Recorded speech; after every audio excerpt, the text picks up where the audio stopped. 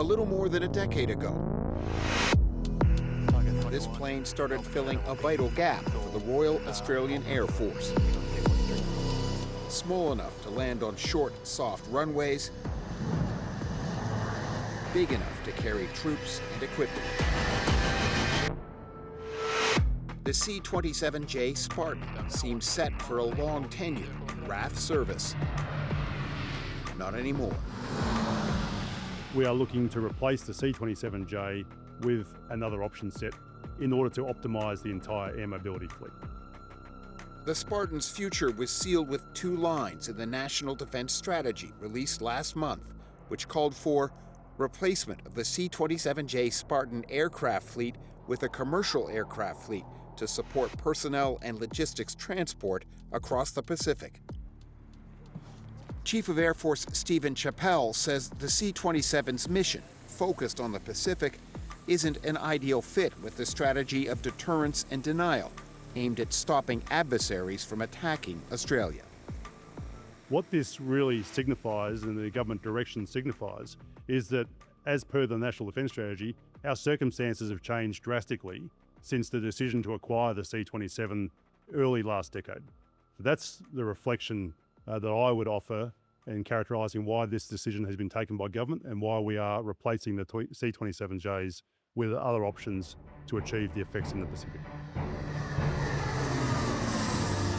The C-27J arrived in Australia to great fanfare. The total cost for the fleet of 10 was about $1.4 billion. The Spartan replaced the venerable Caribou transport, which was in RAF service for 45 years. What we've lacked since the retirement of the Caribou is an aircraft that can operate in a warfighting environment, in an operational environment, and get into smaller, softer, shorter airfields, and that's what this aircraft will do predominantly. Air Commodore retired John Audie knows very well what the Spartan can do. He served 38 years in the RAF and in its reserves. So there's more stuff in here, John. He was Director General of Aerospace Development and later moved on to command the RAF's airlift group. 17 years ago, he explained why the Caribous needed to be replaced. These aircraft are quite expensive to operate in human and financial terms compared to more modern ones. Audie helped select the C-27 for RAF service. When you heard that the entire fleet was identified in the National Defence Strategy 2026 as being up for retirement, what was your reaction? I was quite disappointed. The main reason is not my passion for the aircraft. I'm not particularly passionate about the aircraft, and frankly, it's just an aircraft. What my passion was about was the loss of access to those small, soft runways to support our Pacific neighbours in times of crisis and to support our strategic relationship with them, because that's the way we build and sustain our national strategy in this region. The C-27's early service life did experience teething problems. Supply and maintenance issues meant sometimes planes weren't able to fly. But Chief of Air Force Stephen Chappell says those issues have been resolved. The team's done a great job. There will always be some challenges as you bring a new capability into service, and we've worked through those challenges and delivered great results with the entire team, including our industry partners. Audie says he agrees the plane is now performing well, but because its key mission is in the Pacific, the C-27 pays the price. The withdrawal of capacity to support our Pacific neighbours suggests that there is far more importance being placed on things like the South China Sea, things like the counter-missile war that we're doing, the national air defence strategies, the counter-drone strategies, and they're all very important. But it's lost the balance.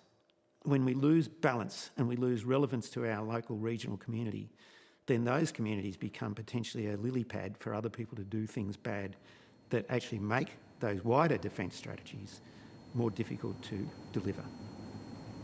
The Pacific is an incredibly high priority as part of our national defence strategy and our broader approach with our neighbours, friends and partners. What it is saying, though, is that we can achieve those air mobility and surveillance effects for our Pacific partners with a different set of options than the C-27J. The Spartan fleet operates from RAF Base Amberley, near Brisbane. The Air Force says it's now working on a plan about how to replace the C-27s and when that's going to happen. Back to the C-130 Hercules again, landing in the dirt. Reflecting on his experience in flying in military airlift, John Oddie says he's sure one part of the government's plan for personnel and logistics movement in the Pacific is a big step back. What do you think about the mention in the National Defense Strategy that commercial operators will be used to fill some of the roles that the C-27 is doing now in the Pacific? Commercial operators don't carry the Australian flag. They don't have people wearing Australian uniforms. They don't do soft diplomacy. They can't handle the rapid response into demanding conditions as readily, and probably won't do the job. I don't think it's a great idea. I don't think it's an idea that'll work. If you really lower your standards and expectations, it might be tolerable for certain minimal things, but that's it. There's no word yet on what will happen to the C-27s. In America, Spartans now serve in the U.S. Coast Guard. The plane's manufacturer is promoting its potential for aerial firefighting. The only thing for certain is that when it comes to RAF missions in the Pacific, the C-27's chapter is nearly closed.